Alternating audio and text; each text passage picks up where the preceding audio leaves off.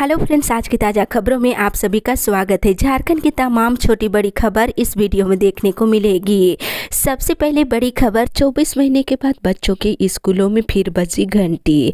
इधर रांची सहित बोकारो, सिमडेगा, सरायकेला, पूर्वी सिंहभूम, पश्चिमी सिंहभूम, देवघर में सोमवार से कक्षा 1 से लेकर 8 तक की कक्षाएं शुरू हो गई है।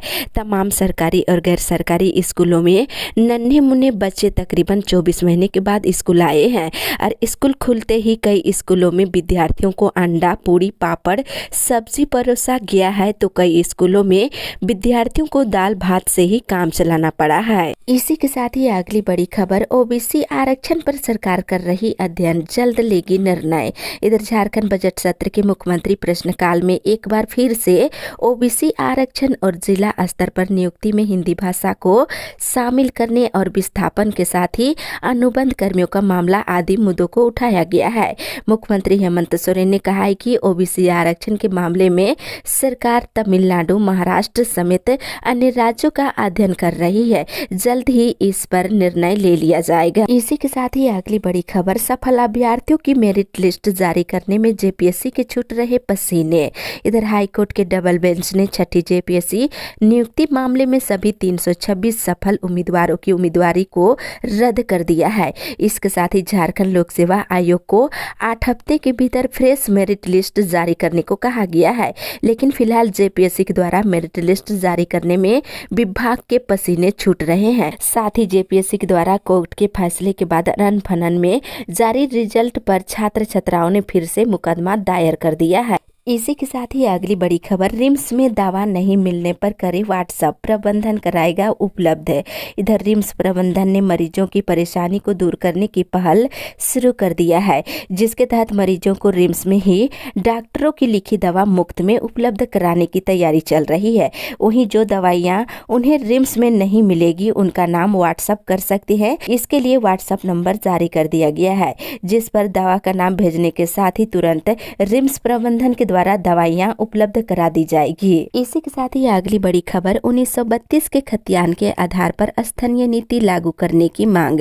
इधर लगातार भाषा विवाद और 1932 के खतियान के आधार पर स्थानीय नियोजन नीति परिभाषित करने का मामला सदन से लेकर सड़क तक गरमाया हुआ है।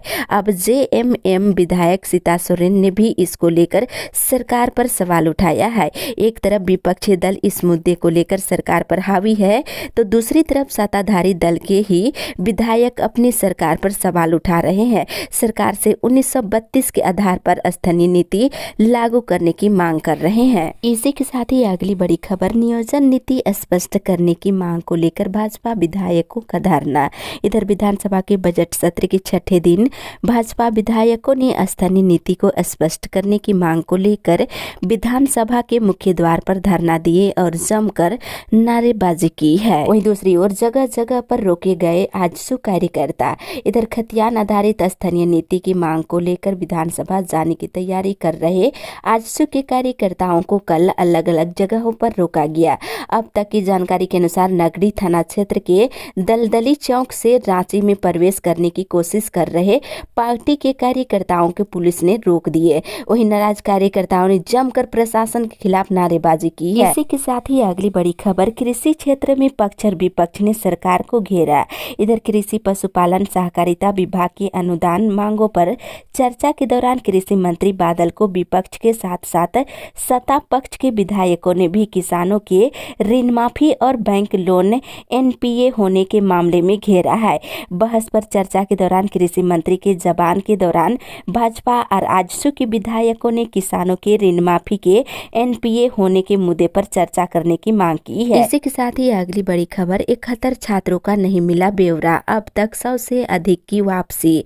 इधर रूस और यूक्रेन के युद्ध के बीच झारखंड के अब तक 71 विद्यार्थियों के विषय में ठोस जानकारी नहीं मिल पा रही है। इन छात्र छात्राओं का ब्यौरा राज्य सरकार को नहीं मिला है। इस वजह से झारखंड सरकार के श्रम विभाग की ओर से संचालित राज्य प्रवासी केंद्र बचे हुए इन विद्यार्थियों के लिए चिंतित है। विभाग की ओर से उनकी तलाश का प्रयास लगातार जारी है।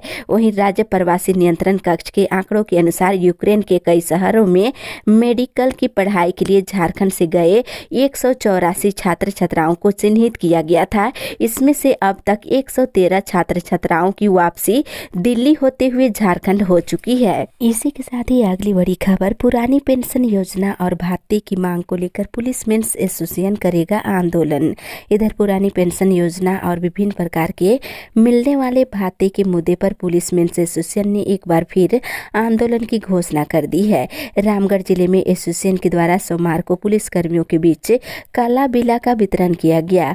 इस संबंध में पुलिस मेंस एसोसिएशन के अध्यक्ष अनिल यादव ने बताया है कि 9 से 11 मार्च तक सभी साथी काला बिला लगाकर ड्यूटी करेंगे। अगर उन मांगों को लेकर पुलिस मुख्यालय पहल नहीं करती है तो फिर आंदोलन को तेज किया जाएगा। इसी के साथ ही अगली बड़ी खबर, 7वीं जेपीएससी मुख्य परीक्षा पर रोक लगाने से हाईकोर्ट ने किया इनकार।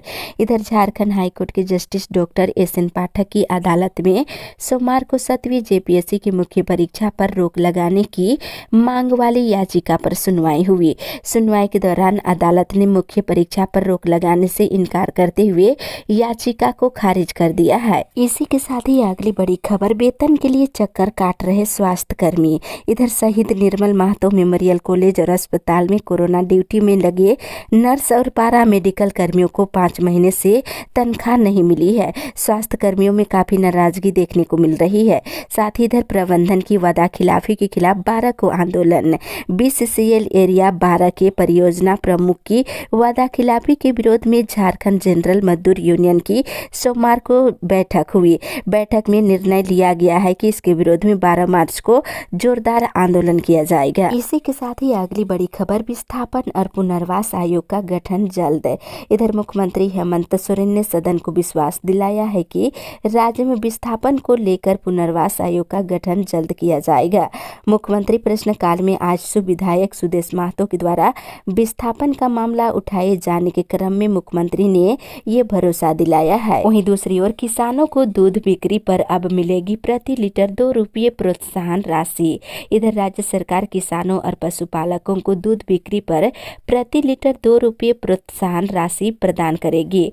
वर्तमान में देखा जाए तो प्रति लीटर 1 रुपये ही प्रोत्साहन राशि दी जाती है। कृषि मंत्री बादल पत्रलेख ने विभाग की अनुदान मांगों पर लाए गए कटौती प्रस्ताव पर चर्चा के बाद राज्य सरकार को जवाब के क्रम में ये जानकारी दी है। इसी के साथ ही अगली बड़ी खबर, कोरोना में 6 महीने तक ड्यूटी करने वालों को मिलेगी प्रोत्साहन राशि। इधर कोरोना काल में लगातार 6 महीने तक ड्यूटी करने वाले सभी कर्मचारियों को प्रोत्साहन राशि दी जाएगी।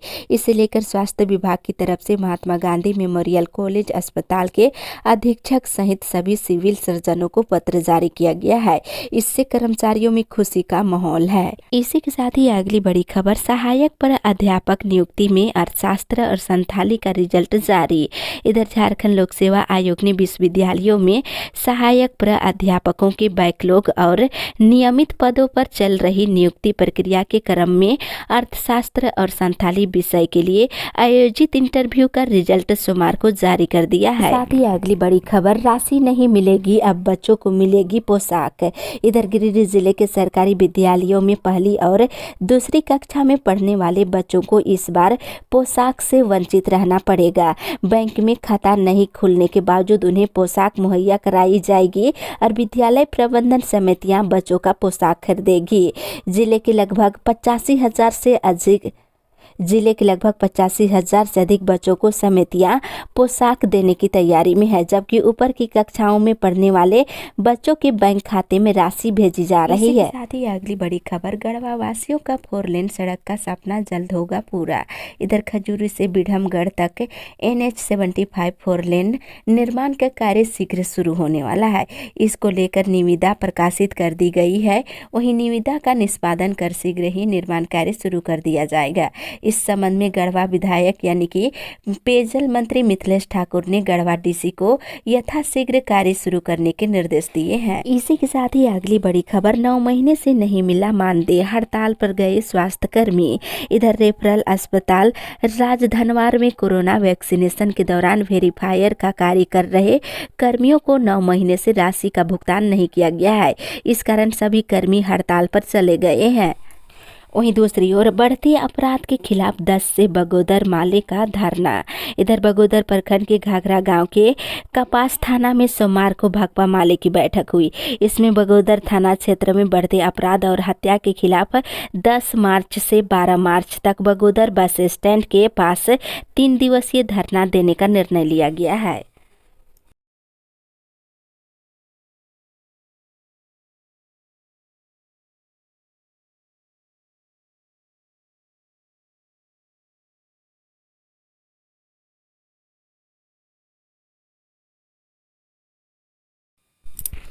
इसी के साथ ही अगली बड़ी खबर, डिग्रीधारियों की मांगों पर विचार नहीं, 11 को प्रदर्शन। इधर बोकारो स्टील प्लांट में काम कर रहे 1500 से अधिक डिप्लोमाधारी यूनियन बकाया एरियर और जूनियर इंजीनियरिंग पदनाम इंसेंटिव, निलंबित कर्मचारियों की बहाली और मेडिकल सुविधाओं को लेकर डिप्लोमा इंजीनियरिंग 11 मार्च को सेक्टर 4 गांधी चौक पर उग्र प्रदर्शन करेंगे। और प्रदर्शन की तैयारी को लेकर बीएसएल प्लांट के सभी यूनिटों में संगठन से जुड़े सदस्यों का कैंपेन शुरू हो गया है। इसी के साथ ही अगली बड़ी खबर, सीसीएल कथरा का डिस्पैच ठप करने की तैयारी। इधर झारखंड प्रदेश असंगठित मजदूर कांग्रेस और राष्ट्रीय कोयलरी मजदूर संघ के द्वारा कल बैठक किया गया। इस बैठक में 9 मार्च को चक्का जाम की सफलता की तैयारी को लेकर विचार विमर्श किया गया है। दूसरी ओर झामरा के मृत कर्मचारियों के आश्रितों का धरना जारी। इधर झारखंड खनिज क्षेत्र विकास प्राधिकार के मृत कर्मचारियों के आश्रित नियोजन की मांग को लेकर पिछले 15 दिनों से झामरा कार्यालय के सामने अनिश्चितकालीन धरने पर बैठे हैं। इन पदाधिकारियों से मिलने अभी तक कोई भी पदाधिकारी नहीं पहुंचे हैं। इसी के साथ ही अगली बड़ी खबर, अस्थायी कर्मचारियों के बजाय ठेका कर्मियों से काम करा रहा टाटा स्टील का प्रबंधन। इधर टाटा स्टील में कई ऐसे विभाग है जहां अस्थायी कर्मचारियों के रिक्त पदों के स्थान पर कंपनी प्रबंधन ठेका कर्मियों को लगाकर काम ले रहा है, जबकि डिप्लोमा करने के बाद अस्थायी कर्मचारी समायोजन का इंतजार कर रहे हैं।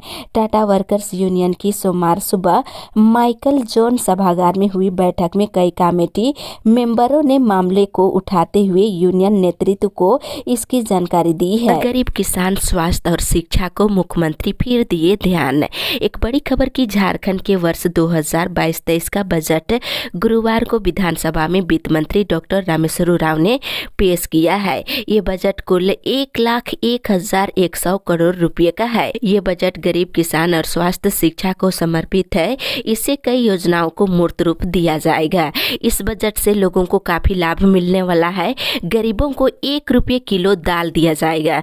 वहीं गरीब और किसानों को 100 यूनिट बिजली मुफ्त में दी जाएगी। और पीएम आवास योजना में एक और कमरे के लिए 50,000 रुपये अधिक मिलेंगे। यानी कि अब जो है पीएम आवास योजना में 2 कमरा नहीं बल्कि 3 कमरे बनाने के पैसे मिलेंगे। वहीं खाद्य सुरक्षा योजना से 5 लाख और लाभुक जोड़े जाएंगे। और रांची में इनर रिंग रोड और कई फ्लाईओवर का निर्माण किया जाएगा। और एयर एम्बुलेंस के लिए बजट में प्रावधान किया गया है। साहेबगंज में एयरपोर्ट निर्माण की घोषणा की गई है। और रांची देवघर में आवासीय कॉलोनी विकसित की जाएगी। और 40,000 लाभुकों को स्वरोजगार के तहत पशुधन उपलब्ध कराया जाएगा। वही मोबाइल क्लिनिक के माध्यम से प्राथमिक स्वास्थ्य सेवाएं उपलब्ध कराने की योजना है। और सभी पंचायतों में 5-5 नलकूप के निर्माण की योजना है। और पेंशन योजना को सरल किया जाएगा ताकि सभी लोगों को पेंशन मिल सके। और पारा शिक्षकों के मानदेय में बढ़ोतरी के लिए 600 करोड़ रुपए का प्रावधान बजट में किया गया है। और मध्याह्न भोजन के लिए 136 करोड़ का प्रावधान है। और शिक्षकों की बहाली के लिए पदों का सृजन किया जाएगा। और ज्ञानोदय शिक्षा के तहत अब शिक्षकों को टैब उपलब्ध कराया जाएगा।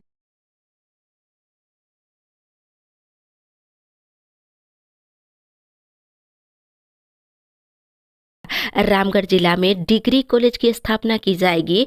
और कांके में मेट्रो सिटी बनाने के प्रस्ताव है।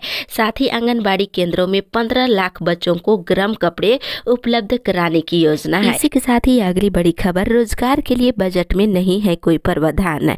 इधर अखिल झारखंड छात्र संघ के प्रदेश अध्यक्ष गौतम सिंह ने झारखंड सरकार के द्वारा पेश किए गए बजट को लेकर के कहा है कि ये बजट युवाओं, बेरोजगारों और छात्र छात्राओं के लिए बजट में कुछ भी नहीं है। ये बजट युवाओं और छात्राओं के लिए निराशाजनक है। सरकार आंकड़ों की बाजीगरी और शब्दों के माया जाल से जनता को छलने का काम कर रही है। रोजगार सृजन के लिए इस बजट में कोई प्रावधान नहीं किया गया है, जबकि बेरोजगारी इस राज्य का सबसे बड़ा मुद्दा है। इसी के साथ ही अगली बड़ी खबर, समय पर दे कर्मचारियों को वेतनमान और प्रमोशन। इधर झारखंड हाईकोर्ट में एसीपी एमएसीपी प्रमोशन मामले में कल सुनवाई हुई। इस दौरान हाईकोर्ट ने राज्य सरकार को नियमित प्रमोशन और सुनिश्चित वेतनमान का लाभ कर्मचारियों को देने का आदेश दिया है। वहीं दूसरी तरफ हाईकोर्ट का निगम को निर्देश, मोराबादी के फुटपाथ दुकानदारों को एक सप्ताह में दूसरी जगह करे शिफ्ट। इधर मोराबादी के फुटपाथी दुकानदारों को हाईकोर्ट से थोड़ी राहत मिली है। हाईकोर्ट ने नगर निगम के आयुक्त को एक सप्ताह में पुनर्वास की व्यवस्था करने के निर्देश दिए।